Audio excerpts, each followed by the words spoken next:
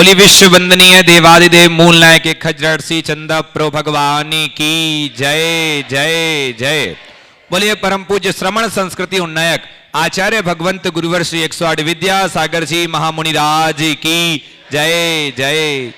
बोलिए परम पूज्य शंका समाधान प्रणेता भावना योग प्रवर्तक गुणायतन प्रणेता मुनिवर श्री 108 प्रमाण सागर जी महामुनि राज की जय जय जय। बोलिए परम पूज्य मुनिवर श्री 108 अरह सागर जी महाराज की जय जय जय।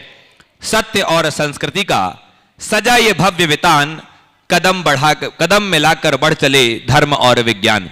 बंधुओं, शाश्वत तीर्थराज सम्मेद शिखर की इस पावन तलहटी पर स्थित गुणायतन परिसर से मैं आप सभी का हृदय से स्वागत वंदन अभिनंदन करता हूं। पारस चैनल प्रमाणिक ऐप के माध्यम से घर देखे इस विश्व के लोकप्रिय कार्यक्रम शंका समाधान को देख रहे हैं, सभी का स्वागत है।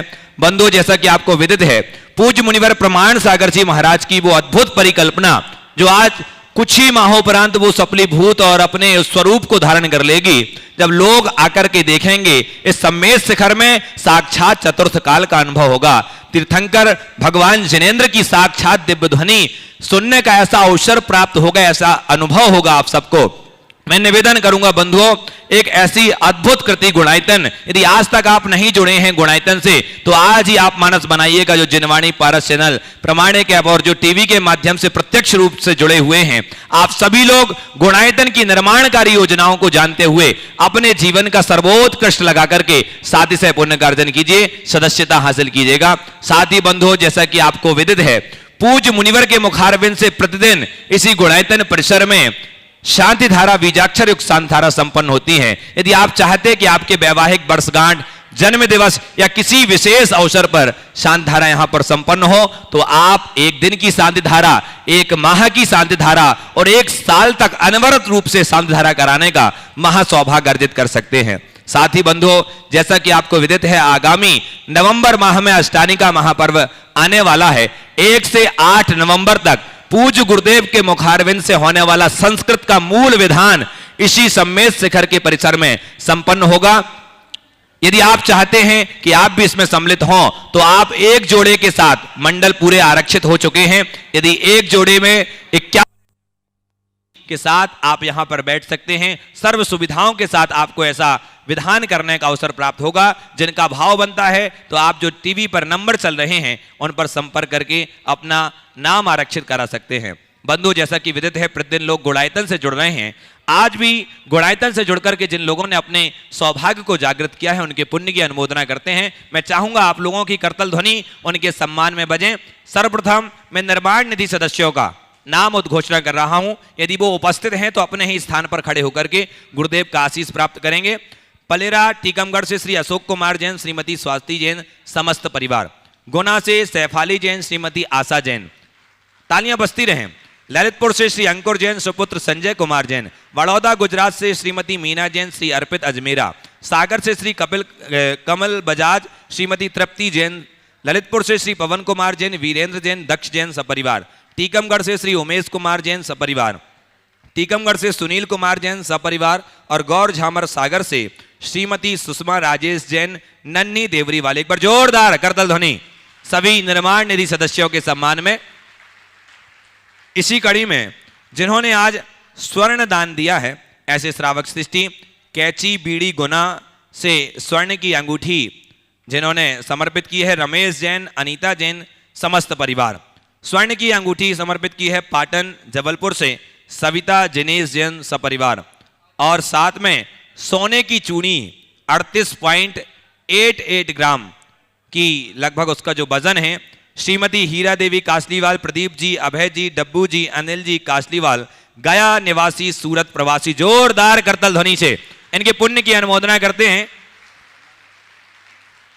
और इनके पुण्य की अनुमोदना करते हुए आइए अब चलते हैं जिन श्रावक शिष्यों ने आज निर्माण मित्र की सदस्यता प्राप्त की है, वो यदि हमारे बीच उपस्थित हैं तो आ जाएंगे। मैं उनके सम्मान के लिए बुलाना चाहूंगा। जयपुर से श्रीमती लीलावती टोंगिया, इन्होंने निर्माण मित्र की सदस्यता प्राप्त की। यहां पर उपस्थित हैं क्या? नहीं है, जोरदार ताली बजा दीजिए इनके सम्मान के लिए। निर्माण सारथी सदस्य जबलपुर से कुमारी गाव्या जैन, सुपुत्री श्री विकास जैन। जोरदार करतल ध्वनि से इनका अभिनंदन कीजिए। ये हमारे बीच में उपस्थित हैं। आइए सूत्रधार के रूप में जिन्होंने आज जुड़ने का सौभाग्य अर्जित किया है, ऐसे श्रावक सृष्टि श्रीमान मंदसौर से श्री अशोक कुमार, संतोष बाई जैन अजमेरा, अभय सुनीता रिधिमा जैन अजमेरा, समस्त परिवार मंदसौर। जोरदार करतल ध्वनि से अभिनंदन कीजिए। ये परिवार हमारे बीच में है, आ जाएं। और इनके सम्मान के लिए बुला रहा हूं श्री महेंद्र जैन जी भोपाल से हमारे बीच में हैं, और श्री अशोक सिंघई खोरई से गुणायतन ट्रस्टी, वो आएंगे। और ऐसे श्रावक सृष्टि का सम्मान जिन्होंने आज सूत्रधार की सदस्यता प्राप्त की है। जोरदार करतल ध्वनि से अभिनंदन। और यहां से आइए इसी कड़ी में सागर से सूत्रधार के रूप में जिन्होंने सदस्यता प्राप्त की है, श्रीमती डॉक्टर संध्या जैन, श्री दिलीप जैन, आगम जैन, नीली जैन, समस्त परिवार। जोरदार करतल ध्वनि से अभिनंदन कीजिए। ये परिवार भी शीघ्रता से आप लोग, मैं निवेदन करूंगा वहीं से आए और सम्मान हो रहा है। और दूसरे श्रावक सृष्टि श्रीमती डॉक्टर संध्या जैन, दिलीप जैन, आगम जैन, नीली जैन, सागर। और इनके सम्मान के लिए मैं बुलाना चाहूंगा श्री NL जैन साहब, गुणायतन कोषाध्यक्ष, और श्री सुनील जैन जी CFO गुणायतन, वो आएंगे और ऐसे श्रावक सृष्टि का सम्मान करें। जोरदार करतल ध्वनि से अभिनंदन कीजिए। श्रीमती डॉक्टर संध्या जैन, दिलीप जैन, आगम जैन, नीली जैन, सागर मध्य प्रदेश से। और इनके सम्मान के लिए उपस्थित हैं NL जैन साहब गुणायतन कोषाध्यक्ष, और साथ में सुनील जैन जी CFO गुणायतन। अशोकनगर से श्री धन कुमार जैन, श्रीमती इंदिरा जैन, श्री अमित कुमार जैन, श्रीमती रेखा जैन, दयाक्षी जैन, दक्ष जैन, समस्त परिवार। जोरदार करतल ध्वनि से अभिनंदन कीजिए। अशोकनगर से ये परिवार हमारे बीच यदि उपस्थित है तो मैं निवेदन करूंगा वो आए और ऐसे श्रावक सृष्टि का सम्मान के लिए, इनके लिए मैं बुलाना चाहूंगा सिद्धार्थ जी कासलीवाल, प्रशासक गुणायतन, और साथ में पंकज जी पाटौदी हमारे बीच में हैं, कोलकाता वाले, जो आज सूत्रधार के रूप में जुड़े हैं।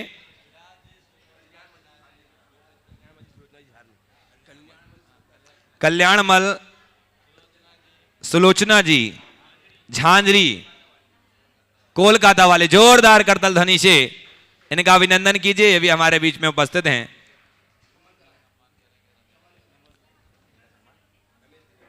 और इनके सम्मान के लिए मैं बुलाना चाहूंगा आदरणीय इंजीनियर रमेश चंद जी जैन सतना, श्रोमणी संरक्षक गुणायतन के।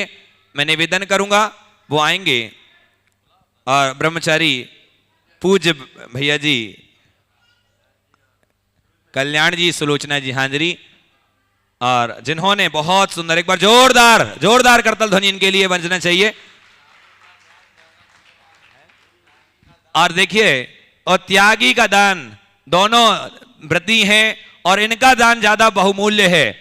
वैसे भी ये हमारे लिए पूज्य भी हैं। और एक बार जोरदार करतल ध्वनि से इनके पुण्य की अनुमोदना करते हैं और इनके सम्मान कर रहे हैं परम आदरणीय रमेश चंद जी जैन साहब, शिरोमणि संरक्षक गुणायतन। आइए इसी साथ में जिन्होंने सारथी से सूत्रधार के रूप में अपने आप को संबद्ध किया है, श्रीमती सुषमा जैन, श्री महेश कुमार जैन, शुभम जैन अजमेर से, राजस्थान से। जोरदार करतल ध्वनि से अभिनंदन कीजिए। ये परिवार यदि हमारे बीच उपस्थित है तो शीघ्रता से आए। नहीं है। दमोह मध्य प्रदेश से निर्माण निधि से सूत्रधार के रूप में आज संबद्ध हुए हैं श्री अंकुर जैन, श्रीमती अनामिका जैन, श्री राकेश कुमार जैन, मीरा जैन, अमृता जैन। जोरदार करतल ध्वनि से अभिनंदन कीजिए। ये परिवार यदि हमारे बीच में है तो शीघ्रता से आए। चलिए, और साथ ही आज जिन्होंने संस्थापक सदस्य ट्रस्टी के रूप में अपने आप को गुणायतन से जोड़ा है और गुणायतन के गौरव को बढ़ाया, नसीराबाद अजमेर से श्रीमती चंद्रकला गोधा, नवीन मीना गोधा, अजित मेनका गोधा, कार्तिक मनन अनवी गोधा, नसीराबाद अजमेर। जोरदार करतल ध्वनि। और देखिए, ये इसी उद्देश्य के साथ शेखर जी आए कि हमें जाकर के ट्रस्टी बनना है, और ये उद्देश्य लेकर के पूज्य गुरुदेव के चरणों में आए। एक बार जोरदार करतल ध्वनि। और इनके सम्मान के लिए बुलाना चाहूंगा श्री NL जैन साहब, कोषाध्यक्ष गुणायतन, और डब्बू जी कासलीवाल। डब्बू भैया आ जाएं। और ऐसे ट्रस्टी परिवार का जो आज ट्रस्टी के रूप में जुड़ करके पूज्य गुरुदेव के चरणों में विशेष रूप से आए हैं। मैं पुनः नाम ले रहा हूं, नसीराबाद अजमेर राजस्थान से श्रीमती चंद्रकला गोधा, नवीन मीना गोधा, अजित मेनका गोधा, कार्तिक मनन अनवी गोधा, समस्त परिवार। जोरदार करतल ध्वनि होना चाहिए। बंधुओं, इस प्रकार आप भी अपना मानस बनाइए और जैसे भी हो, क्योंकि कुछ माह बाद ही जब आप गुणायतन में आएंगे तो देखेंगे एक नया रूप। जब आपको साक्षात दिखने मिलेगा, ऐसा प्रतीत होगा जैसे हम साक्षात भगवान महावीर के समो शरण में आ गए हैं। पंचायतन शैली का एक ऐसा अनूठा जिनालय जो आप देखेंगे तो न जाने कितने लोगों के सम्यक्त्व का कारण बन जाएगा ये गुणायतन। लोगों के अंदर गुणात्मक परिवर्तन कराने वाला होगा ये गुणायतन। तो अभी भी अवसर है, जो चैनल के माध्यम से देख रहे हैं, जो प्रत्यक्ष उपस्थित हैं, कि आप अपने चंचला लक्ष्मी का सदुपयोग करिए, क्योंकि आने वाला जो इतिहास है वो गुणायतन का इतिहास में आपका भी नाम स्वर्णाक्षरों में लिखा होगा। तब आपको गौरव महसूस होगा कि हम धन्य हैं कि हमारा ये द्रव्य गुणायतन में लग गया है। इसलिए जितने लोग यहाँ पर उपस्थित हैं, चैनल के माध्यम से देख रहे हैं, आप भी अपने पुण्य को संजोइए और अपने जीवन में शादी से पुण्य का अर्जन कीजिए। आइए चलते हैं अब इस कड़ी को आगे बढ़ाते हैं और आगे के शंका समाधान के विशेष सत्र के संचालन के लिए बड़े ही सम्मान और आदर के साथ बुला रहा हूं परम आदरणीय पंडित सुदर्शन जी पिंडरई।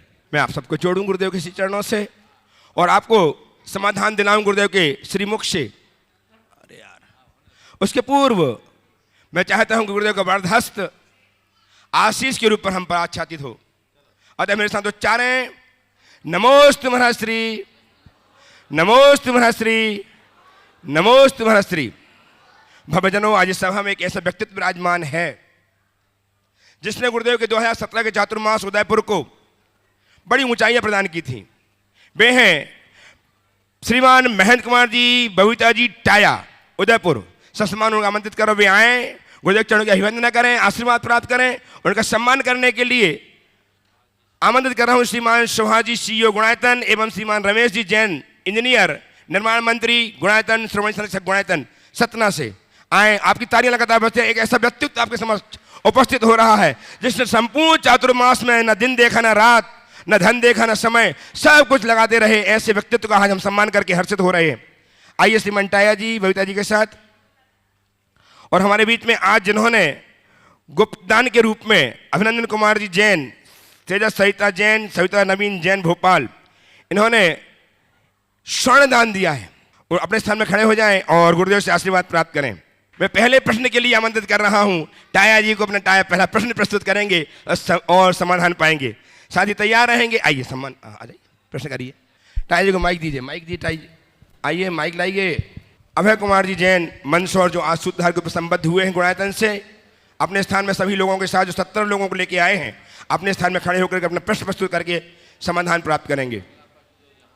अपने जो जहाँ है वहीं सब प्रश्न करेंगे। हाँ, तैयार हो, आप पूरे लोग खड़े हो जाएं। आप लोग बोलिए। महाराज जी के श्री चरणों में त्रिबार नमोस्तु नमोस्तु नमोस्तु। महाराज जी, जैसा कि अभी सुदर्शन जी ने कहा कि चातुर्मास मैंने आपका चातुर्मास में मुझे सौभाग्य मिला। चूँकि मैं व्यवस्थाओं में कई संस्थाओं से भी जुड़ा, समाज से भी जुड़ा हुआ हूँ, तो देखा गया महाराज जी कि जो बोली बोलते हैं, शांति धारा हो, चाहे विधान में हो, चाहे वो इंद्र इंद्राणी बने या कोई भी है, वो बोली बोल के भूल जाते हैं और बोलते हैं कि साहब हमारे पोते देंगे, बच्चे देंगे। तो क्या महाराज जी वो उनको पुण्य मिलता है क्या? देखिए, टाया जी ने बड़ा ज्वलंत सवाल उठाया। कहीं पर भी किसी भी धार्मिक अनुष्ठान में दान देना, बोली लेना जीवन का एक श्रेष्ठ अवसर होता है। लेकिन आप जितनी उदारता से बोली बोलते हो, उतनी ही तत्परता से चुकाना भी चाहिए। आपने शांति धारा की, आपने विधान के लिए, अन्य किसी कार्य के लिए दान बोला, स्वेच्छा से बोला या दबाव से? दबाव से कभी बोलना नहीं चाहिए, और स्वेच्छा से बोले तो फिर पीछे नहीं हटना चाहिए। जिस शांति की कामना से तुमने ये दान बोला और वही नहीं करोगे तो जीवन की शांति बनेगी कैसे? देव द्रव्य के भोग का बड़ा पाप तुम्हारे सिर पर चढ़ेगा। इसलिए जहाँ कहीं भी ऐसा काम करो, इधर बोलो तुरंत दान दो। और यदि कोई बड़ा दान है, तत्काल देने की स्थिति नहीं है, तो आयोजकों को पहले ही कह दो कि मेरी आज जैसी स्थिति रही और मैं दुनिया में रहा तो इस टाइम ड्यूरेशन में ये दान दूंगा। यदि आयोजकों को जमेगा तो ठीक है, नहीं जमे तो हम ठीक। और जो समय आप लो उस समय को यथासंभव पहले ही आप दे दो। क्या पता कल कैसा समय हो, कर्जदार बनकर दुनिया से मत जाओ। दूसरा, कई जगह के लोगों के साथ एक दुविधा ये होती कि बोलियां तो बोल देते हैं, उनका कोई संपर्क सूत्र नहीं रहता, घर जा कर के वो भूल जाते हैं। अब उनका कर्ज उनके सिर पर है, हालांकि वो अनिच्छापूर्वक भी है, लेकिन वो पाप के भागीदार बन रहे हैं। आयोजक उनसे संपर्क नहीं करे, अब क्या होगा? अब मान लो महेंद्र जैन लिखा है तो हिंदुस्तान में हजारों महेंद्र जैन होंगे, कहाँ ढूंढे महेंद्र जैन? तो आप लोगों से मैं एक सलाह दूंगा कि कहीं भी कोई भी बोली लो,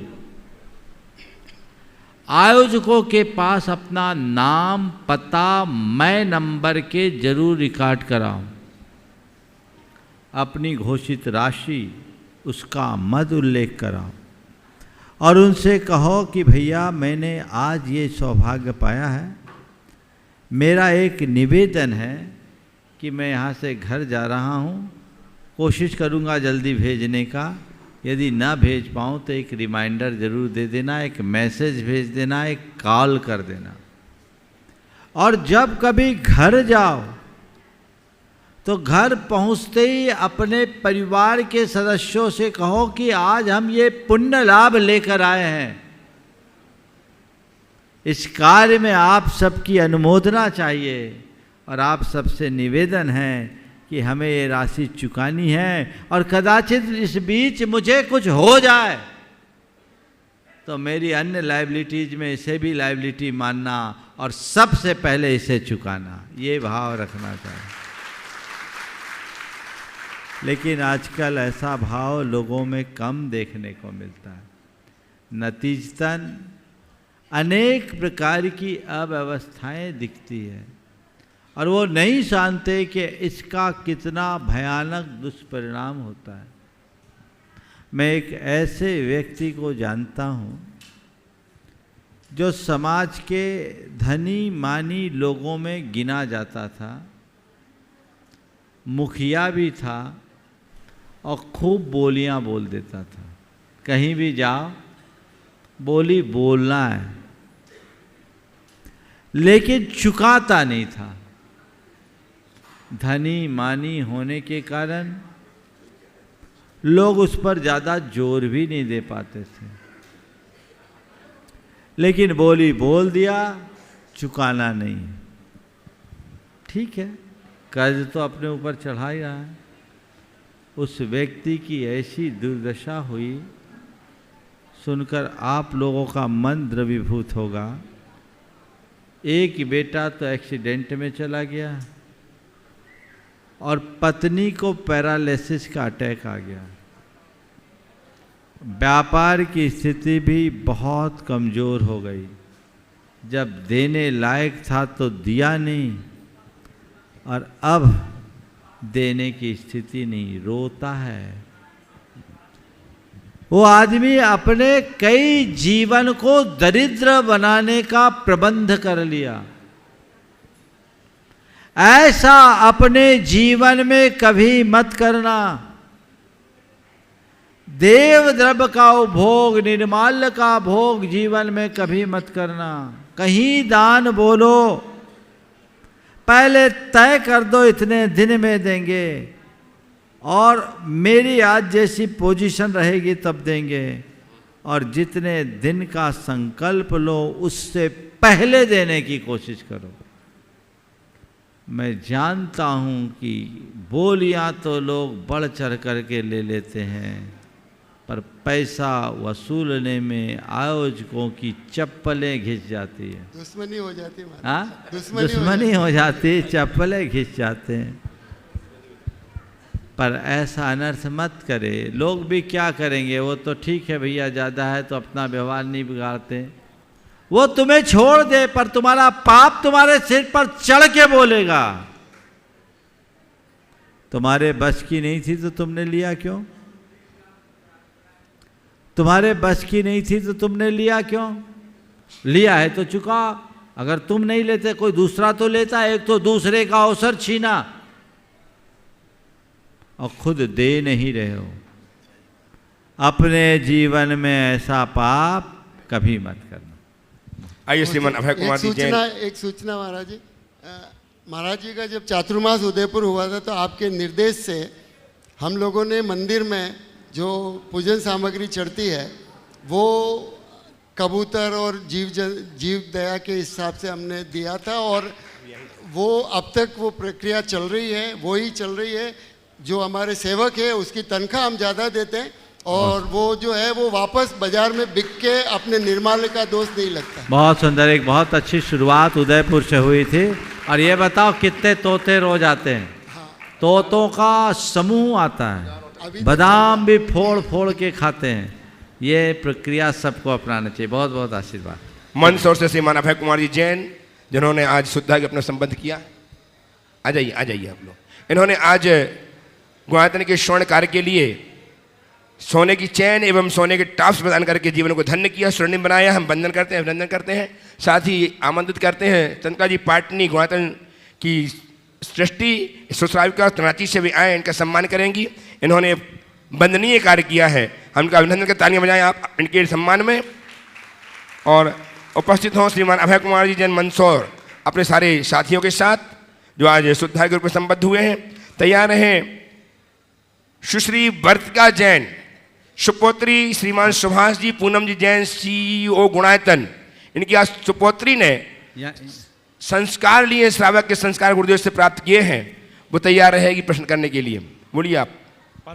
परम पूज्य गुरुदेव के पावन पुनीत श्री चरणों में मेरी और मेरे परिवार की ओर से बारंबार नमोस्तु करते हुए महाराज श्री, मेरी शंका यह है कि हम सार्वजनिक क्षेत्र में हमारे जिनालय की, हमारी समाज की ट्रस्टी कमेटी के मेंबर होते हैं, और पदाधिकारी के रूप में हम कोई भी निर्णय लेते हैं उसमें पूरी कमेटी की और समाज की जो है रजामंदी रहती है। उसके बाद भी कुछ लोगों को उसमें त्रुटियां नज़र आती है, और उसके बाद वो हमारे ऊपर आक्षेप लगाते हैं और टांटिन करते हैं। तो उसके विषय में हम उन अपने परिणामों को किस प्रकार से संभाल के रखें और आक्रोशित न हो, ऐसा भावना योग के माध्यम से भी हमको जो है कमांड देने का आप। देखो, मैं एक बात बोलता हूँ, चावल बीनते समय 2-4 कंकड़ निकलते हैं कि नहीं निकलते? जी महाराज। हाँ जी जी। तो 2-4 कंकड़ नहीं निकलेंगे तो बीनोगे किसको? समझ गए?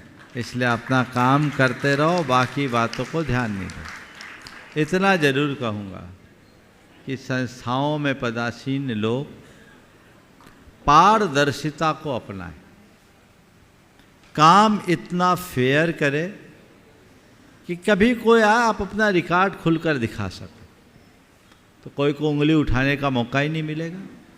और उसके बाद भी कोई आलोचना करे तो गुरुदेव का हाइकू याद कर लो, आलोचन से लोचन खुलते सो स्वागत है। बहुत बढ़िया, बहुत बढ़िया जी। इसी को अपनी कमांड बना लो, आलोचन से लोचन खुलते सो स्वागत है।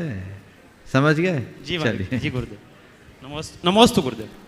आ जाए सुश्री वर्तिका जी, सुपुत्री श्रीमान सुभाष जी पूनम जी जैन, CEO गुणायतन, जिसने आज अपने श्राविका के गुण के व्रत प्राप्त किए हैं, आज प्रश्न प्रस्तुत कर रही हैं। तैयार रहेंगे श्रीमान रिंकेश जी अंशु जी जैन, अशोक नगर। रिंकेश जी अंशु जी जैन, अशोक नगर। श्रीमती वर्षिका है। बोलो। नमोस्तु महाराज श्री। महाराज श्री, जो आप बच्चों में संस्कार डालने के लिए माँ बाप को ज़रूर डालने चाहिए, वो है पाप से भय, संवेदनशीलता, धर्म के प्रति लगाव और कुल का गौरव। तो संवेदनशीलता का गुण बच्चों में कैसे जगाएं? और बहुत महाराज जी एक चीज़ और कि आजकल के छोटे परिवारों में बच्चे अपनी चीज़ों को लेके बहुत ही पॉजेसिव हैं, अपने खिलौने, कपड़े, घर का कोई सामान दूसरे बच्चों के साथ साझा नहीं करना चाहते, तो उनको शेयर करने का गुण, साझा चीज़ें करने का गुण कैसे सिखाएं? नमोस्तु महाराज श्री। बहुत अच्छा। पहले तो मैं कहूँगा एक बार जोरदार करतल ध्वनि से इनका स्वागत करें। इनने अपनी बेटी को ऐसे संस्कार दिए कि बेटी ने अपने 8 वर्ष पूर्ण होने पर माँ से कहा कि मुझे महाराज जी के पास ले चलो, मुझे आहार भी देना है और जैन बनना है। इस बार ये अपनी बेटी को लेकर नहीं आई हैं, बेटी अपनी माँ को लेकर आई हैं। एकदम सही है महाराज श्री। और ये हमारी सुभाष जी की दोयती है ना? तो आज बहुत अच्छी बात है। ऐसी प्रेरणा हर माँ बाप को लेना चाहिए और बच्चों को इस तरीके से तैयार करना चाहिए ताकि बचपन से ही उनके हृदय में धर्मानुराग बना रहे। आपने जो सवाल किया, बच्चों के मन में संवेदनशीलता कैसे जगाए, उसका बड़ा एक सरल सा तरीका है। बच्चों से हमेशा अपने प्राणों और औरों के प्राणों का महत्व बताएं। फिर उससे कहे कि बेटे देखो, हम जैसे जीना चाहते हैं वैसे अन्य प्राणी भी जीना चाहते हैं कि नहीं। उससे कहो कि हमको कोई चूंटी काटे तो तकलीफ़ होती है कि नहीं। बोले होगी। तो बोलो हम किसी प्राणी के ऊपर उसको परेशान करेंगे, उसको कष्ट देंगे, उसकी हत्या करेंगे तो उसको तकलीफ़ होगी कि नहीं। बच्चे कहेंगे कि होगी। तो बोलो भाई जैसे हम हैं वैसे वो है, हम में और उसमें अंतर क्या है।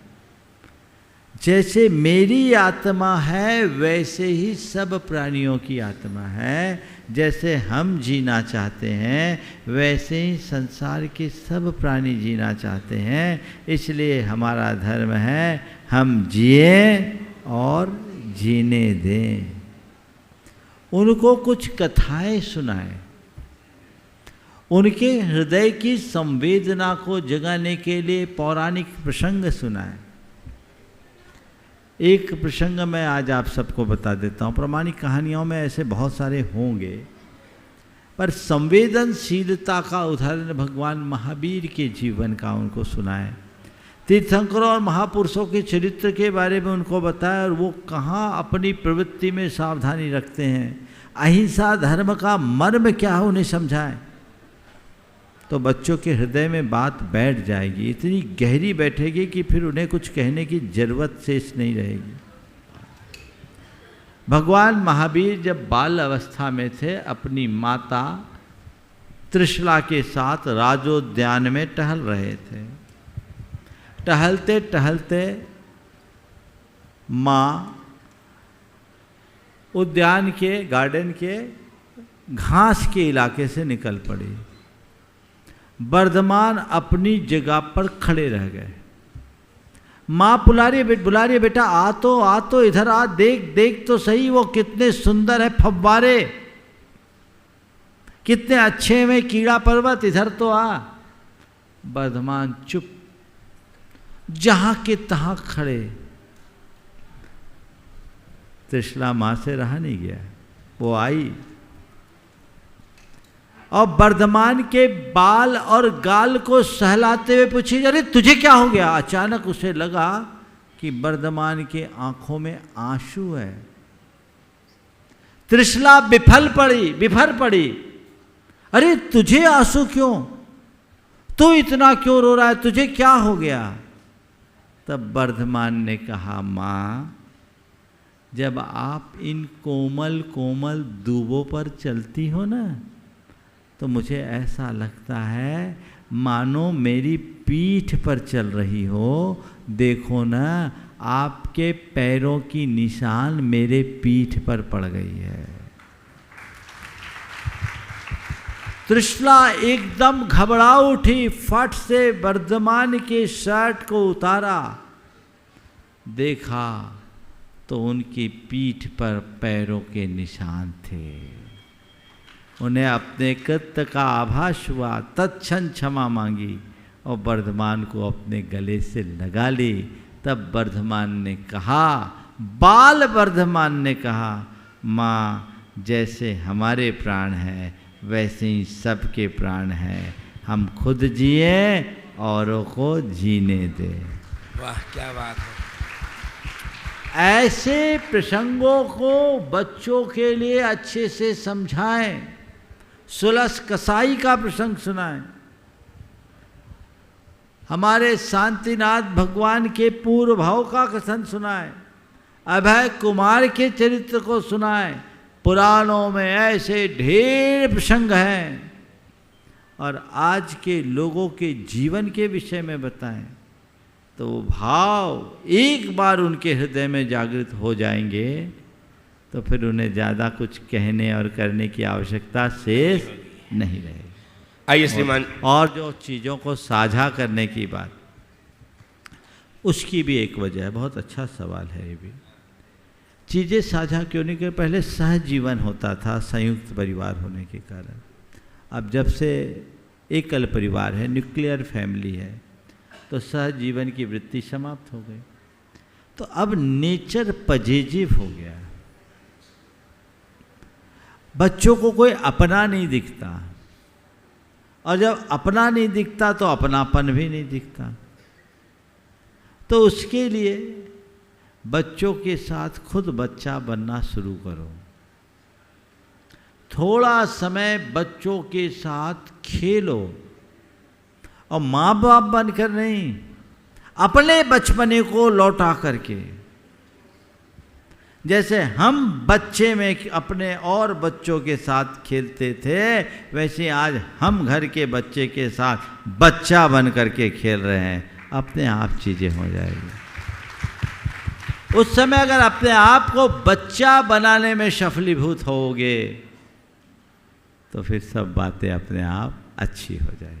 नमोस्तु उपस्थित हो श्रीमती अंशु जी, रिंकेश जी जैन अशोकनगर से तैयार रहेंगे। श्रीमान इंजीनियर रमेश जी जैन, श्रीमती शिक्षक गुणायतन, निर्माण मंत्री गुणायतन सतना से अरिहंत जी के साथ। द्वय मुनि राजों के चरणों में मेरा और मेरे परिवार की ओर से बारंबार नमोस्तु नमोस्तु नमोस्तु। हे महाराज श्री, मेरा प्रश्न यह है कि हमारे यहाँ उत्तर प्रदेश में एक स्थान है जहाँ पर माना जाता है कि कुछ निश्चित तिथियों पर कुछ देवों द्वारा ये उपदेश दिया जाता है कि हम जो मनुष्य हैं वो अगर कुछ हम पर्टिकुलर नियम नहीं लेते हैं तो आप ना अभिषेक करने के लायक हैं, ना आप पूजन कर सकते हैं, ना आप भक्तांबर जी पढ़ सकते हैं, या मतलब जो हमारे यहाँ जो पूजन विधि जो भी बताई गई हैं वो आप उस करने के लायक नहीं हैं, आप अवित्र हैं। तो मेरा इसमें दो क्वेश्चन है कि महाराज जी क्या ये आज के समय में ये पॉसिबल है कि जो ये मनुष्यों में देवताओं का जो माना जाता है कि देवता लोग आते हैं, ये क्या सही पॉसिबल है? और दूसरा प्रश्न यह है कि क्या हम सच में इतने अपवित्र हैं जो आप लोगों के द्वारा ये मार्ग बताया जाता है कि नहीं, हमारे पाप कर्म काटने के यही सब साधन है और वही अगर हम सब छोड़ देते तो हम अपने पापों का नाश कैसे करेंगे? गुरु जी के पास एक बार एक व्यक्ति ने कहा कि महाराज जी कुछ लोग नशा करते हैं, वो लोग भी आपके पास आ जाते हैं। नशा करते हैं, व्यसन करते हैं, वे लोग भी आपके पास आ जाते हैं, आपके इर्द गिर्द रहते हैं। कम से कम ऐसे लोग तो आपके पास ना रहे। गुरुदेव ने कहा मरीज यदि अस्पताल में नहीं आएगा तो कहाँ जाएगा? मरीज यदि अस्पताल में नहीं आएगा तो कहाँ जाएगा? तो जहाँ तक सवाल है व्यसनों में लिप्त लोगों को अभिषेक करना चाहिए या नहीं करना चाहिए, तो मैं इसका उत्तर यही दूंगा कि अभिषेक करने वालों को व्यसन नहीं करना चाहिए, पर व्यसन करने वालों को अभिषेक से नहीं रोकना चाहिए। महाराज जी वहाँ के बहुत सारे फॉलोअर्स हैं। बोल तो रहा हूँ मेरी बात, आप मेरा अभिमत लेना चाह रहे हैं कि किसी और से कंपेयर कर रहे हैं? नहीं महाराज जी मैं जो अपना अभिमत प्रकट कर रहा हूँ आप उसे सुनिए और तय कीजिए कि मुझे क्या करना है। अभिषेक करने वाले को व्यसन नहीं करना चाहिए, व्यसन करने वाले को अभिषेक से दूर नहीं करना। उसका अभिषेक मत छुटाओ, अभिषेक में इतना लगा दो कि अपने आप उसका व्यसन छूट जाए। सकारात्मक दृष्टिकोण तो यही है। हालांकि कोई भी यदि आपको त्याग करने की प्रेरणा देता है तो ये स्वागत योग्य है। किसी भी बहाने अगर त्याग होता है तो स्वीकार कर लेना चाहिए, त्याग करना चाहिए, इसमें कोई हानि नहीं है, ये तो प्रोत्साहन के ही योग्य है। अब रहा सवाल देवी देवताओं का आने का। मुझे नहीं मालूम कहाँ कहाँ कौन कौन से देवता आते हैं, पर एक बड़ा प्रसिद्ध देवता था, उसके दरबार लगते थे। एक व्यक्ति उन्हें मेरे पास ले आया। वो आया और मेरे सामने वही करने लगा जो दरबार में दरबारियों के साथ होता है। अपना परिचय दिया, ये दिया, वो दिया, बहुत सारी बातें कही। हमने तो उससे एक ही बात कही, ये बताओ तुम देव हो? बोले हैं। बोले क्या नाम? बोला आदिनाथ देव। बोले ठीक है, आदिनाथ देव तो हमारे तीर्थंकर होते, तुम कौन हो? बोले आदिनाथ के सेवक है इसलिए आदिनाथ। बोले कौन से निकाय के हो? कुछ नहीं बोल पाया। हम बोले तुम्हारे मुकुट का चिन्ह क्या? बोले बैल है। हमने कहा वो तो अग्नि कुमार देवों का। बोले हाँ। तुक्का मार दिया उसने, जबकि ऐसा था नहीं। हम बोला ठीक। हम बोले ये बताओ, वो आंखें बंद किए हुए था। मैंने कहा मेरी मुट्ठी में क्या है? तुमको अवधि ज्ञान है ना? बोला है।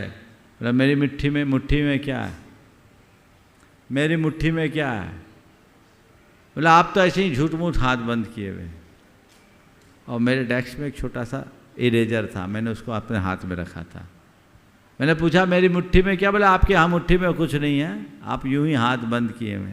जो बंदा उनको लेकर आया था, मैंने हाथ खोल कर दिखाया और उससे कहा भैया जाओ, अब तुमसे बात नहीं करना। वो तमतमा गया, आप तो मेरी परीक्षा करते हैं, हम आपका नाश कर देंगे। हम बोले तेरी बस की है तो नाश कर दे, तू मेरा नाश क्या करेगा? तेरा तो नाश हो गया, डरने का क्या है? परख लो।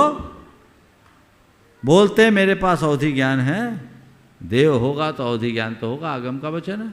बताओ मेरे जेब के नोट का नंबर क्या है? सीधी परीक्षा। अगर तेरे पास है तो मैं मानूंगा, नहीं तो इसको गप्पाष्टक समझूंगा। बुद्धि से काम लीजिए, अंधविश्वासी मत बनिए। मैं मानता हूं आगम ये कहता है देव पर काय प्रवेश कर लेते हैं, लेकिन आज तक मेरे पास जितने आए सब बकवास रहे।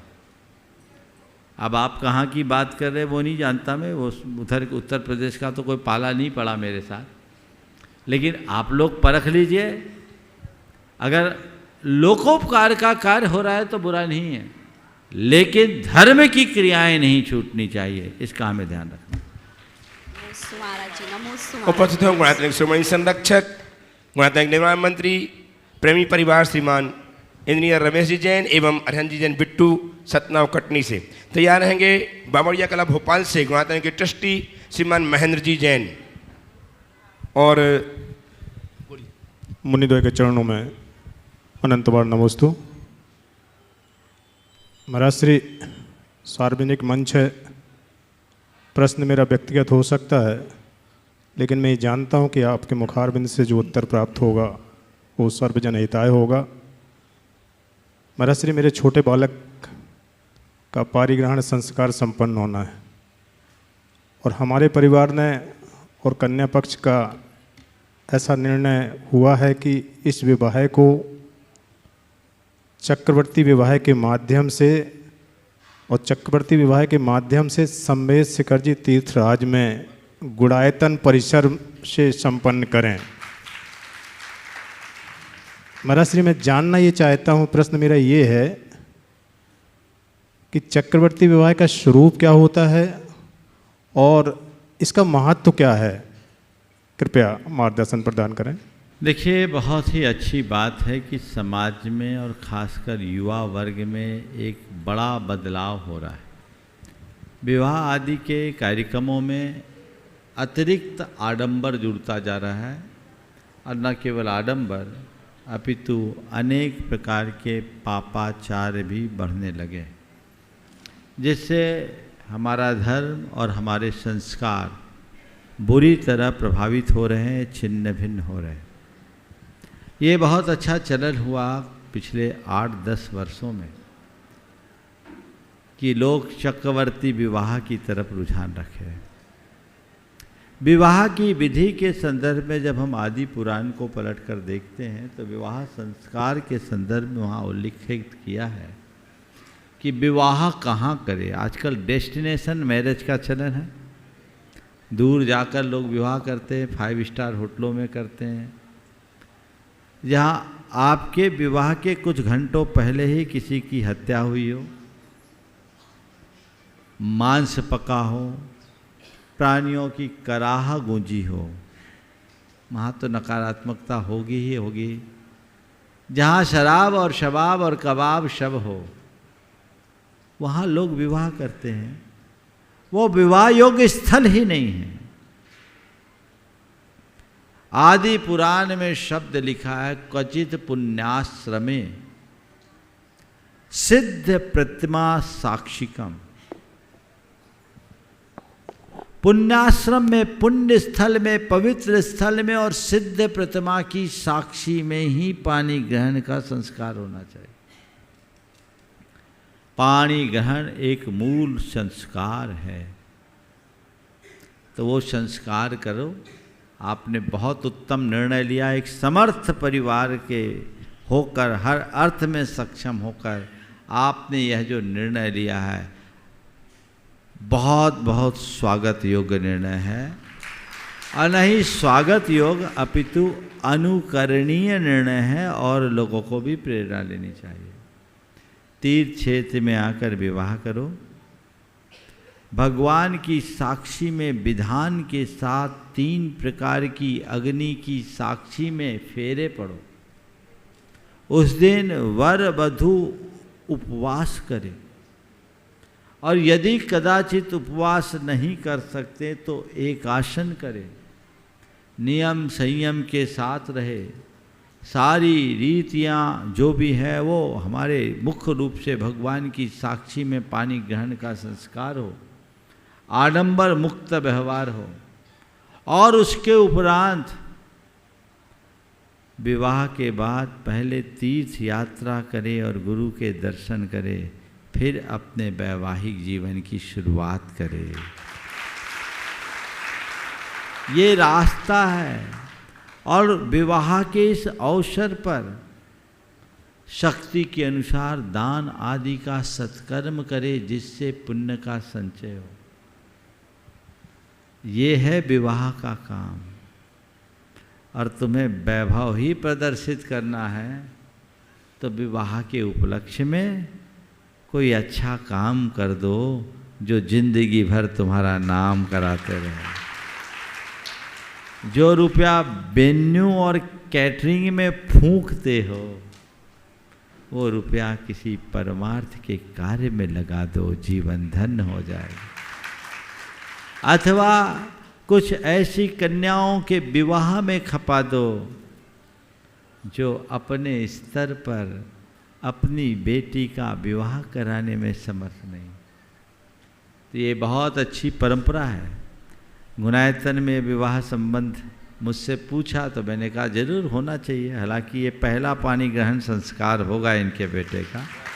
एक और आशीर्वाद लिया है, पर उनकी डेट शायद आगे है। मनोज वाकलीवाल ने, उनके बेटे का भी संबंध यही होना, वो भी दिसंबर में ही है। इसके बाद की डेट है ना? हाँ, बात की, इसके बाद की है। बहुत अच्छा, ये एक अच्छी शुरुआत है। इतने बड़े तीर्थ क्षेत्र में आएंगे, इस बहाने इतने लोगों की वंदना कराने का सौभाग्य भी तुम्हें मिलेगा। सामूहिक रूप से जब विधान करके आप पानी ग्रहण कराओगे तो तुम्हें पानी ग्रहण का महात्म्य समझ में आएगा। नहीं तो फेरों के समय में आप लोग कौन कौन से फेरे में रहते सब पता है। सबसे ज़्यादा फूहड़पना फेरे के समय होता है। ये एक प्रकार की असाधना है। इनसे बचिए, इन्हें प्रोत्साहित करना चाहिए। ऐसी मांगलिक क्रियाओं को अगर संभ्रांत घरानों के लोग भी करने लगे तो अति उत्तम होगा।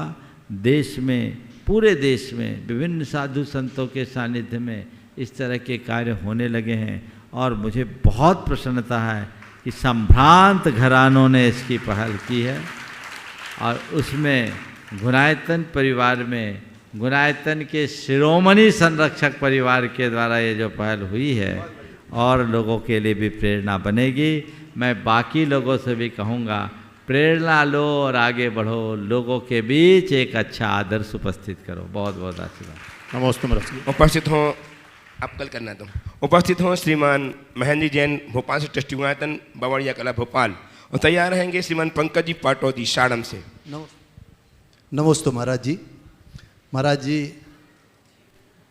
दान करना हमारा धर्म है, ये हम बचपन से ही सुनते आ रहे, पढ़ते आ रहे। पर एक बात और सुनते आ रहे महाराज जी कि हमें बाएं हाथ से दान करें तो दाएं हाथ को पता नहीं लगना चाहिए।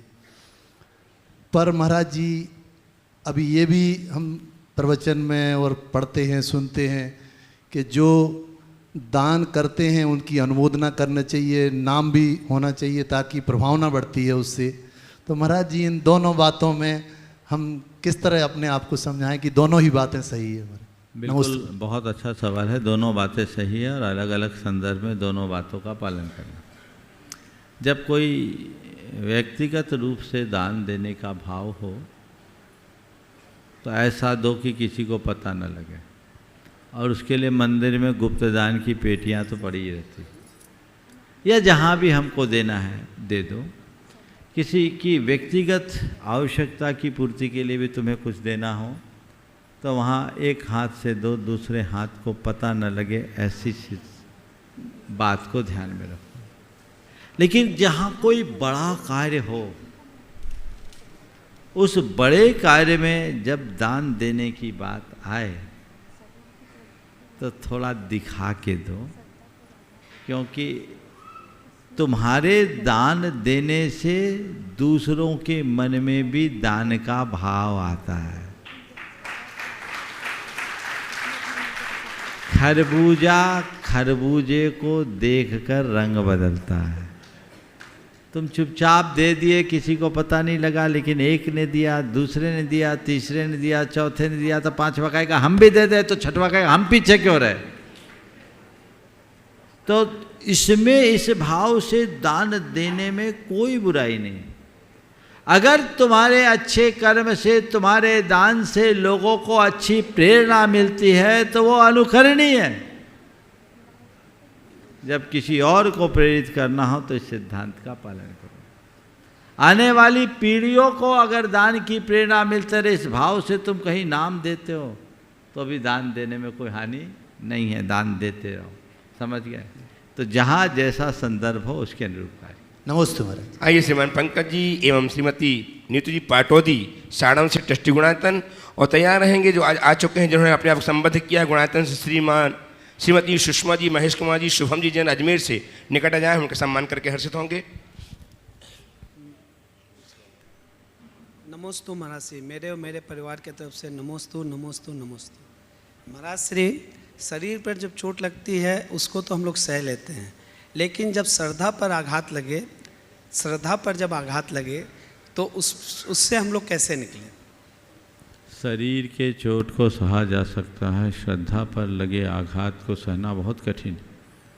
आपने पूछा है कि श्रद्धा पर आघात लगे तो उसे हम कैसे सहें। निश्चित ये ऐसा गंभीर सवाल है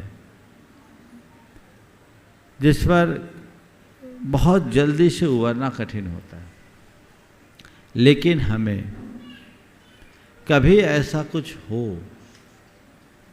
तो बहुत व्यापकता से सोचना चाहिए, सोच को सकारात्मक बना करके चलना चाहिए, हर बात को व्यापक नज़रिए से देखना चाहिए और आघात के कारणों की तह में जाना चाहिए। कई बार ऐसा होता है कि जिसके कारण हमें आघात पहुंचा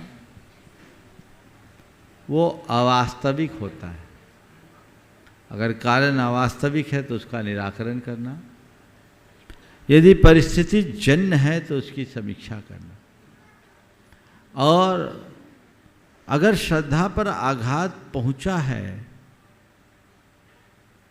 तो अपने मन को कड़ा करने का प्रयास करें ताकि दोबारा ऐसा आघात न हो सके और अपने जीवन व्यवहार को अच्छा बनाया जा सके। रुचि जी उपस्थित हो जबलपुर से प्रश्न के साथ, और तैयार सम्मान करने के लिए सादर आमंत्रित हैं श्रीमान एनएल जैन साहब एवं श्रीमान रमेश जी जैन सतना। शिक्षक से आए सम्मान करने के लिए सुधार श्रीमती सुषमा जी, महेश कुमार जी जैन, शुभम जैन अजमेर। शिक्षक की जल्दी आइए। रुचि जी आ जाएँ और तैयार रहेंगी सोनल जैन, भावना आयोग से संबंधित जिन्होंने जो गुरुदेव के इस विषय पर पीएचडी कर रही हैं। रुचि जी आ जाएँ, जबलपुर से शिक्षक से आए। एनएल जैन साहब एवं रमेश जी सम्मान करने के लिए साधारण मंत्री। आपकी तालियां लगातार बजते रहे। इन्होंने अपने आप को आज संबद्ध किया सूत्रधार के रूप में गुणायतन के। बहुत बहुत साधुवाद के साथ हम सम्मान कर रहे हैं। रुचि जी अपना प्रश्न प्रस्तुत करें। रुचि जी, हाँ पूछो। कहाँ है? वही बोलिए। परम पूज्य गुरुवर 108 प्रमाण सागर जी, अरय सागर जी महाराज की जय। गुरुदेव के चरणों में गिरनार परिवार देवरी का तिरवार नमोस्तु नमोस्तु नमोस्तु। गुरुवर, आज मेरा प्रश्न यह है कि जब हम मंदिर जाते हैं, अभिषेक पूजन करते हैं और अचानक हमारे भाव में विकृति आ जाती है, तत्समय पश्चात ही हम नियंत्रित भावों को नियंत्रित तो कर लेते हैं, पर गुरुवर मेरा शंका यह है कि इसमें कौन सा दोष होता है और इसको कैसे हम इसका उपाय करें। देखिए, मंदिर में यदि कदाचित ऐसे भावों में विकृति आती है तो कई बार निमित्त या संस्कारों से प्रेरित होकर आ जाते। हमें तत्क्षण अपनी निंदा ग्रह करनी चाहिए, भगवान से क्षमा मांगनी चाहिए, उसका प्रतिक्रमण करना चाहिए, जिससे रास्ता खुले। हाँ, कल्याण जी उपस्थित हो। सोनाली जी नमोस्तु भगवान, नमोस्तु। पहले कल्याण बीना से और तैयार हैं। उपस्थित हो श्रीमान कल्याण जी झांझरी, सुलोचना जी झांझरी। सोनल आइए सीखते से व्रति श्रावक श्रीमान कल्याण जी झांझरी, सुलोचना जी झांझरी। यहीं दे दो माइक। जल्दी आइए। हम बोल, तुम बोलो। परम पूज्य गुरुदेव के चरणों में त्रयोग पूर्वक नमोस्तु। गुरुदेव कहते हैं जब भी किसी नई रचना का निर्माण होता है, उसका कोई इनोवेशन होता है, तो उसके पीछे कोई विशेष उद्देश्य होता है, मोटिव होता है। जैसे हमारे तीर्थंकर की दिव्य ध्वनि खिड़ती है तो उसमें कोई भव्य जीव निमित्त बनते हैं, किसी शास्त्र की रचना होती है तो किसी शिष्य का निमित्त होता है। गुरुदेव, मेरा क्वेश्चन ये है कि आपके भीतर ऐसी क्या विशुद्धि का बीजारोपण हुआ जिससे भावना योग स्फुरित होकर आया, जो कि वर्तमान में एक 3D हेल्थ केयर टेक्निक के माध्यम से प्रस्तुतिकरण में आ रहा है, जिसके द्वारा माइंड, बॉडी और। तुम्हारा सवाल बहुत अच्छा है, इसको कल के लिए लंबित करते हैं, कल इस पर चर्चा करेंगे। आइए कल्याण जी झांझरी, श्रीमती सुलोचना जी झांझरी, कोलकाता व्रति श्रावक। और आखिरी आइए जल्दी कीजिए। बोलिए। नमोस्तु महाराज जी, नमोस्तु महाराज जी, नमोस्तु महाराज जी। महाराज जी, प्रश्न मेरा यह है कि लोक का आकार पुरुषाकार है, लोक का आकार पुरुषाकार है और तिरछा है, तो तरस नाड़ी है जो तो चौकोर है, तो ये हमको समझ में नहीं आ रहा है। लोक का आकार पुरुषाकार है, तृष्णाली चौकोर है। तृष्णाली लोक के बीचों बीच में आइए, जैसे पेड़ के मध्य में उसका सार होता है, तो जैसे इतना बड़ा हॉल है, हॉल का आकार आयताकार है, इसके बीच में हम वर्गाचाकार वस्तु रख सकते कि नहीं। तो लोक नीचे 7 राजू, मध्य में 5 राजू और लोक के शिखर मध्य में 1 राजू, फिर ऊपर 5 राजू और लोक के शिखर पर 1 राजू चौड़ा है, पर उत्तर दक्षिण सर्वत 7 राजू। वो एक प्रकार से आयताकार तिरछा है ना, तो हाँ, तो आयता बीच में, उसके बीच में एक खंबे की तरह तृष्णाली। इस प्रकार आज के सत्र को परम पूज्य गुरुदेव के चरणों में नमन अर्पित करते हुए यहीं पर विराम। बोलिए परम पूज्य आचार्य गुरुवर श्री विद्यासागर जी। जय जय जय परम।